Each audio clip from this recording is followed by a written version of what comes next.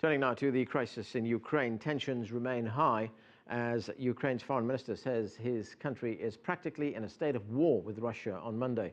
This as Moscow further ratcheted up pressure on Kiev, claiming that Russian-leaning eastern regions have plunged into lawlessness.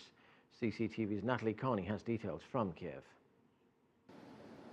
Well, diplomatically, we've heard from the interim Ukrainian foreign minister who announced that the country will be signing part of that EU agreement as early as March the 17th or the 21st. Now, of course, it is this EU deal that started these protests to begin with, when back in November, the former president, Viktor Yanukovych, turned away from them. The interim prime minister, Arseniy Yatsenyuk, will be heading to Washington, D.C., as we know, on the invite of the American president, Barack Obama. They'll be sitting down together on Wednesday, and then Yatsenyuk will be addressing the UN Security Council on Thursday regarding the situation in Crimea, where tensions are intensifying.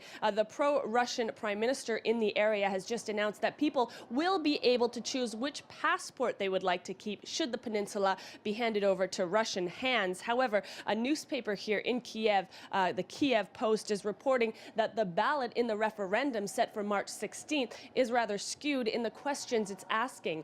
People will be asked if you want to join Russia immediately or declare independence and join Russia later. We've also seen more pro-Russian rallies and demonstrations this weekend in the eastern city of Donetsk. The Ukrainian Defense Ministry has also just released footage of their military might of fighter jets taking off from a western city. And the U.S. has just said as well, militarily, it's going to be sending a dozen F-16 fighter jets along with 300 service personnel to neighboring Poland for a training mission. All this, of course, as those tensions intensify between Ukraine and Russia. Natalie Carney for CCTV in Kiev, Ukraine.